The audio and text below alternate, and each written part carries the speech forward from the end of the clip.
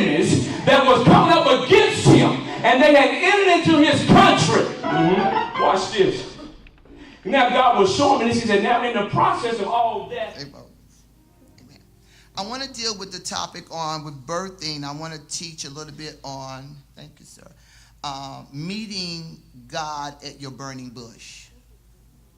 Are you ready to meet God at your burning bush? Are you ready for your burning bush experience? Are you ready for your burning bush experience?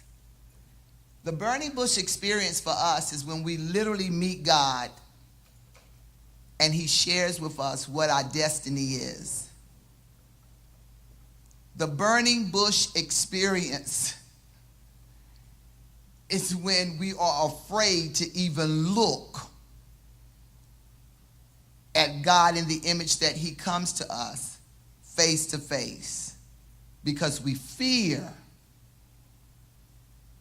You see that? The glory, we fear the splendor and power, the majesty, his majesty. We fear all of that.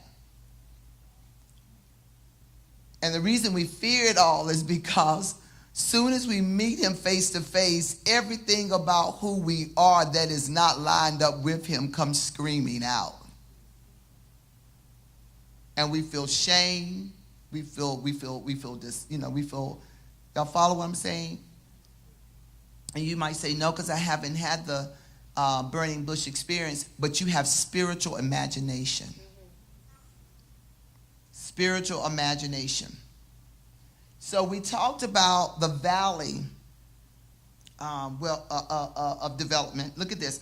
Are you ready for your burning bush experience? What does that look like? It looks like development. It looks like testing. It looks like valleys. What does the burning bush experience look like? It looks like humility. Does anybody struggle with being humble? That means God has to humble you. Some people have the spirit of humility, and all of us can flow out of it, because God can humble us for his glory. But today I want to talk about spiritual pregnancy in the fact that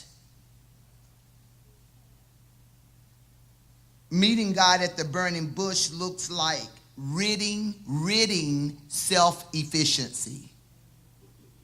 Getting rid of self-efficiency. Everybody in here standing and sitting functions out of self-efficiency. So in order to literally get to the destiny piece that we're called to, we have to get rid of self-efficiency. So I used Moses last week. He's still my person. Moses functioned in self-efficiency. Moses decided that he was going to take care of the problem before it was time to take care of the problem. Moses killed one of the Egyptians because he was messing with his homie. So he functioned out of self-efficiency. Moses at that time, watch this, Moses at that time must have forgot that God was in control. He must have forgotten that God is the only one that has the power to deliver anybody out of anything. So let's look at how, so it calls him what? It calls him to flee, and he was gone for 40 years before he could come back, right? And he was at 80 when he came back. But look at this. Let's go back to Ecclesiastes 3:1 and what? Dealing with time. God knew before Moses was born what Moses' assignment was. Would you agree? So that means that God knew that the Israelites were going to be in bondage by Pharaoh. That means that God knew that Moses was supposed to be the deliverer for the Israelites. Are you agreeing? Still agreeing? I'm going to mess with your head a little bit. So that meant that God knew that Moses had to be put in the basket, what do you want to call it? So God knew that his mother was going to hear what to do to save him. He knew all of that because of time. So what I'm telling you is that God put Moses in the now for a purpose. he put Moses in the palace with Pharaoh for a purpose. God chose for Moses, who was the homeboys of the Israelites, to be with the enemy of the Israelites for a purpose. God allowed Moses to have favor right with Pharaoh even more than his own blood for a purpose. But when we function out of self-efficiency, we shift the purpose of God. Follow me? You with me? Moses was never, ever, ever, ever, ever, and if anybody told you that they were, they's a lie. Moses was never, ever supposed to flee. The assignment of God was that Moses would deliver his people right where he was with Pharaoh, because he had gained favor with Pharaoh. You read about the 7 plagues, and I read about the 7 plagues because Moses was self-efficient. The blood didn't have to be put on everybody's doors. Anybody with me? The firstborns, all those children did not have to be killed, but Moses was self-efficient. He shifted God's plan. You want to talk about it? He shifted God's plan. Now, God's plan is going to be God's plan. So therefore, Moses was already the deliverer for the people, but it really simply was supposed to be through favor. It was simply supposed to be where Moses was going to have a conversation with his old daddy Pharaoh. And he tested the mother and the sister to see what his reaction was going to be. Because if you really are, we really just saved you out of the Nile, and you really are one of us, it won't matter to you that we destroy these people. Is anybody with me? It won't matter to you. Why? Because we've given you the best. You know the deal. We build these great buildings. We are in charge. But the more he began to question the mother and the sister, he didn't watch their reaction. He watched Moses' reaction. And when he found out Moses' reaction, then the fight was on. You would have never read about the parting of the Red Sea. Uh-oh. You telling me I'm wrong because you read about it. You read about it because Moses was self-efficient. You still would have known the power of God, but you would have never known that the water was sitting up on the bank. And the folk were walking through dry land going, what? Now, the part that blows my mind is that I know that, because you know how we do. You know how we do when we see an accident, you rubbernecking. So they were water necking. Is that water really? Is that water really up there? And then those of us, ever would we have found out anything about that. He messed with the plan of God. So God's plan had to come to pass.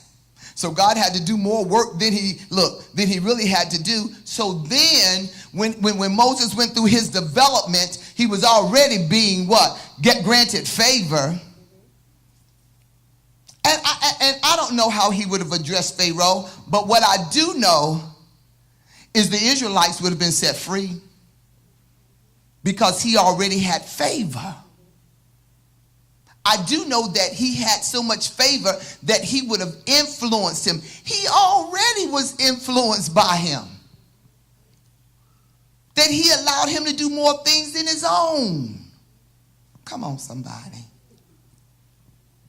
How many times have our self-efficiency delayed the things that God had for us? How many times have we said yes when God said no? How many times have we said I do, and I don't mean in matrimony, but I do. Do you feel that I do when God said I don't? So when it was time for Moses to actually function in his right, the reason why he was created, then homeboy decided he had a speech impediment. He didn't have no speech impediment when he was back there getting all that training. Not one bit. He didn't say, why are you beating up on him? He didn't do that. He didn't do that. He said, why are you, it didn't say that he stuttered. It said, when you read he stuttered, it was after the development. Where I'm going to right now is what happened is that when we deal with self-sufficiency and then God take us to a place, you know, where we got to go back into this valley of development, and then when God start calling your name and you act like you don't hear, that's really what Moses was doing when he said, well, what I'm going to tell them, and, you know, and what I'm going to tell them, and what I'm going to tell them. But look, but you stop acting like you hear God calling your name, and the reason that we do that is because we have moved ahead of time, and so now that we moved ahead of time, and he's saying, Kanisha,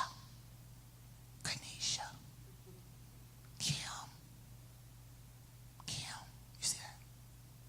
One answer. Then we begin to walk in fear. So why have we not entertained, embraced, developed, and nurtured our destinies? I'm ready. Fear behind self. So we flow out of fear. So let's look at like the top fears, or let's look at the most known fears that we face when it comes to even spiritual pregnancy, destiny, when it comes to hearing God's voice. The fear of criticism. The other one is fear of rejection. No more of that. We're done with that. If that's you, shout, I'm done with it. Come on, if you're done with it, shout, I'm done with it. Because the power is in the tongue. How are you going to feel? How are you going to feel rejected by anybody that look like you?